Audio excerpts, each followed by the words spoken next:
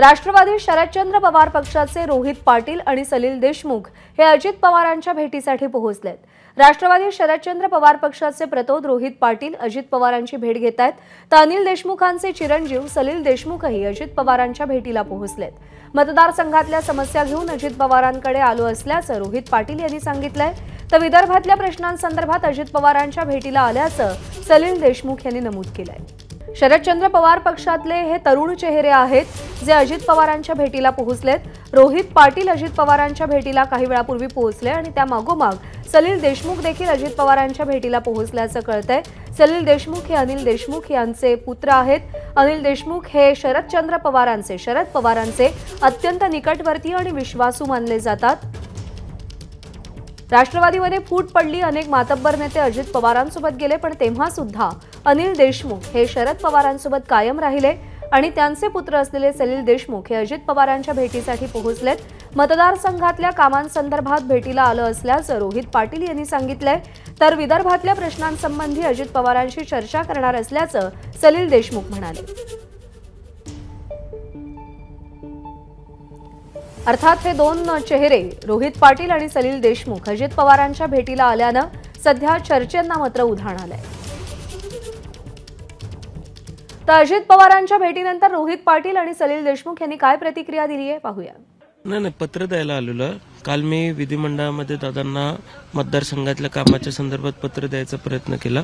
दादा बोलले इथं योग्य दिसत नाही, तुम्ही मला उद्या सकाळी येऊन बंगल्यावरती भेटा। मी बंगल्यावरती विधान परिषदेचे मुख्य प्रतोद शशिकांत शिंदे 2 दिवसांपूर्वी आले, आज विधानसभेचे मुख्य प्रतोद येत आहेत। नेमकं राष्ट्रवादीत काय चालू आहे? मी तरी पत्र द्यायला आलेलो। कुठल्या विषयाचं पत्र द्यायला आले? माझ्या मतदारसंघामध्ये ऊर्जा विभागासाठी मला नवीन डीपी हवेत, ते 100 डीपीच्या मागणीसाठी मी दादांकडे आलेलो। नागपूर अधिवेशन चालू आहे।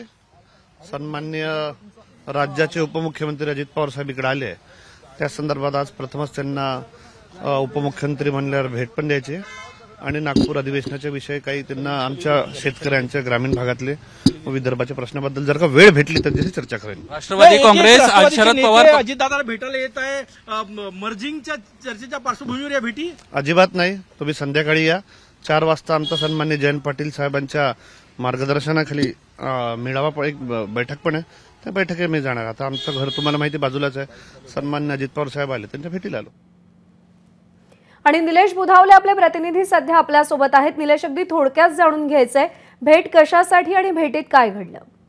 प्रज्ञा, विजयगड निवासस्थानी अजित पवारांच्या मोठी गर्दी आहे आणि याच ठिकाणी रोहित पाटील यासोबतच सलील देशमुख हे दोन्ही महत्त्वाचे राष्ट्रवादी काँग्रेस शरदचंद्र पवार पक्षातले पदाधिकारी आहेत, नेते आहेत, हे भेटायला आले होते। खरं तर 2 दिवसांपूर्वी शशिकांत शिंदे जे विधान परिषदेचे मुख्य प्रतोद आहेत त्यांनी देखील अजित पवारांची भेट घेतली होती आणि त्यानंतर लगेचच 2 दिवसात जर रोहित पाटील विधानसभेचे मुख्य प्रतोद या ठिकाणी अजित पवारांना भेटायला येत असतील तर राजकीय वर्तुळामध्ये चर्चा सुरू आहेत की नेमकं राष्ट्रवादी काँग्रेस पक्षात काय सुरू आहे। रोहित पाटलांना मात्र या सगळ्या विषयासंदर्भात आपण विधानसभा मतदारसंघातील कामकाजासंदर्भात अजित पवारांना भेटायला आलो। सलील देशमुख यांना देखील अशाच पद्धतीचं उत्तर दिलेलं आहे। त्यामुळे राष्ट्रवादी काँग्रेस पक्षातले 2 महत्त्वाचे पदाधिकारी अजित पवारांना भेटायला आले असले तरी ते उपमुख्यमंत्री आहेत, त्यामुळे आमची विधानसभा मतदारसंघातली कामं जी आहेत ते उपमुख्यमंत्र्यांकडून सोडवून घेण्यासाठीच या ठिकाणी आलो आहोत, अशा पद्धतीच्या प्रतिक्रिया दोन्ही नेत्यांच्या वतीने देण्यात आल्यात।